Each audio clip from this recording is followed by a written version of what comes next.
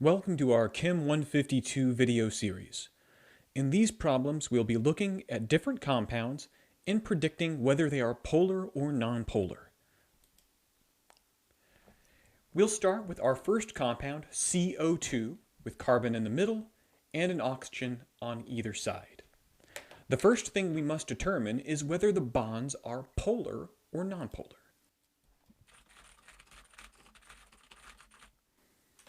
For the purposes of Chem 152, if we're looking at carbon as the central atom, we'll say that carbon connected to anything electronegative will be considered polar. Specifically, we're looking for carbon to oxygen, carbon to nitrogen, carbon to sulfur, or carbon to any halogen. By halogen, we mean fluorine, chlorine, bromine, and iodine. You can see in this molecule that we have carbon connected to oxygen. Oxygen is electronegative, and we'll denote that with a D symbol and a negative sign, showing that it's electronegative, and then carbon will be the opposite. We'll put a little D symbol and say positive to show that carbon is partially positive, oxygen's partially negative. We'll have the same on the left as well. Now we will draw polarity arrows with a plus symbol close to the partial positive and pointing toward the partial negative. You can see that we'll have the same thing on both the left and the right.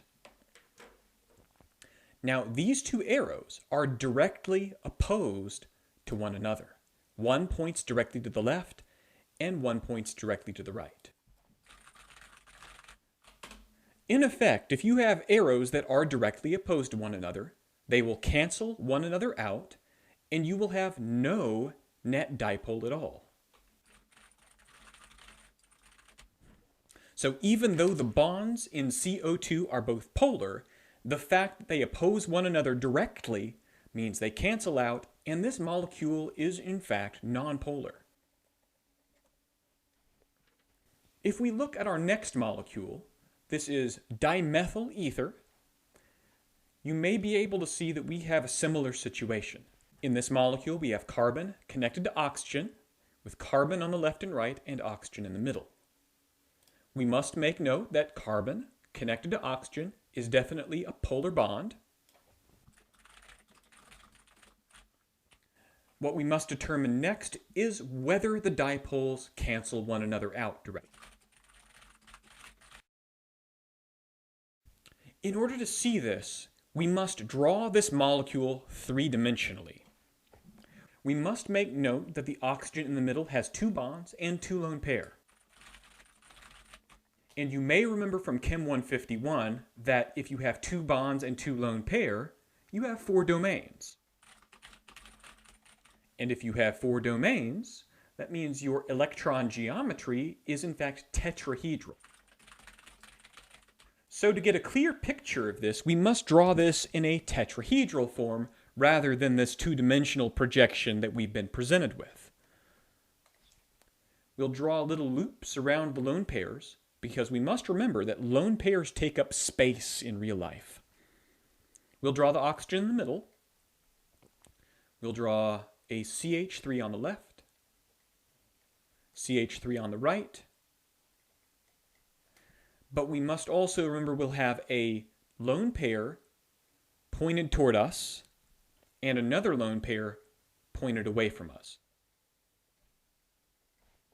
Notice that these lone pairs take up so much space that they force the molecule to bend. And so rather than having a straight line, we have a bent line. With the fact that we have bent geometry, let's try to draw those dipole arrows again. We know that oxygen is electronegative, so we'll place a partial negative next to the oxygen. We know that carbon is not very electronegative, and we'll place a partial positive next to both carbons. Now we'll draw the dipole arrows. These dipole arrows will point toward the partial negative. Notice that we have two diagonal arrows both pointed toward oxygen. These arrows are not directly opposed because they're not pointed 180 degrees away from each other. Because our dipole arrows are not directly opposed, we are not nonpolar because the arrows don't cancel one another out completely. We will be polar instead. The takeaway from this problem is you can't necessarily trust a two-dimensional projection. You must sometimes draw the molecule three-dimensionally, especially if you have lone pairs on the central atom. For the purposes of this course, if you have lone pairs on the central atom, you will typically be a polar molecule. Our next problem is the compound methane. Now, methane has carbon connected to 4 hydrogens. Now, carbon and hydrogen have electronegativities that are fairly close together. Now, the electronegativities are not exactly the same, but for the purposes of Chem 152, we will consider them close enough together to call these bonds nonpolar. Now, since all of our bonds are to carbon and hydrogen, all of the bonds in this molecule will be nonpolar. Therefore, we can say automatically that the entire molecule is also nonpolar. This will be true for any compound in this course that you see that only consists of carbon and hydrogen. No matter how big the molecule is, if you see only carbon and hydrogen, you may consider it nonpolar. Next, we have a similar molecule that has carbon connected to 4 chlorines. Now, chlorine is a halogen and therefore will be more electronegative than carbon. So we'll place our partial negative symbols on each of the chlorines, and we'll place a partial positive symbol on carbon, and therefore we will have 4 dipole arrows. However, we may notice that carbon has 4 bonds connected to it, and therefore it will have a shape that is tetrahedral. We must take this into account before we answer. Let's draw this compound in 3 dimensions. We'll have a carbon. We'll place a chlorine pointed straight up, another chlorine diagonally into the left, a chlorine pointed forward out of the screen, and then a chlorine pointed away from the screen. We'll draw our dipole arrow. Now, this may look confusing at first, but keep this in mind. If you have 4 identical bonds, the dipoles will all cancel out. Since all 4 bonds are carbon to chlorine, all of the bonds are identical. And if all the dipoles cancel out, we say that it is nonpolar. As always in chemistry, there are exceptions to this rule, but this is good enough to go with for purposes of Chem 152. The next compound is similar, except for we have 3 bonds to chlorine and 1 bond to hydrogen. We know that carbon to chlorine is polar, and carbon to hydrogen is not. Therefore, we have 3 polar bonds and 1 nonpolar bond. The important thing here is to realize that the bonds are not all identical. We can see that one of the bonds is different from the others. It may help to redraw this in a form that is 3-dimensional. Again, keeping in mind that the carbon will be tetrahedral because it has 4 bonds. We'll draw a Cl pointed up, an H pointed diagonally, another Cl pointed toward us, and the third Cl pointed away from us.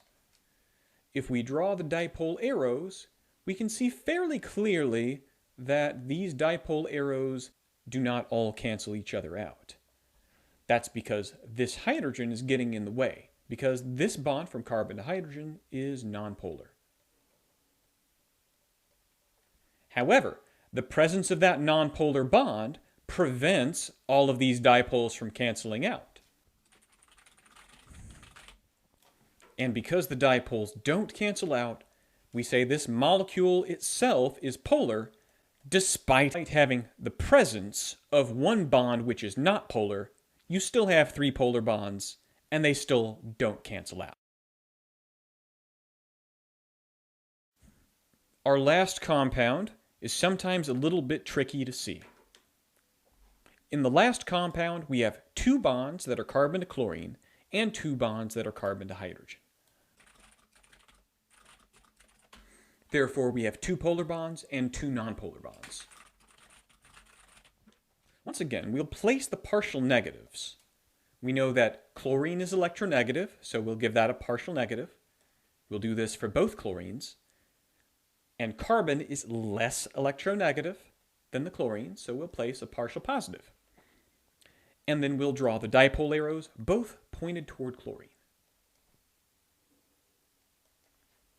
The CH bonds, as before, are nonpolar. Now, if we look at this drawing, it seems like the chlorines are diametrically opposed to each other, as in one point straight up, one point straight down, and one would think that they would cancel out directly. However, to see the truth, we must redraw in tetrahedral form.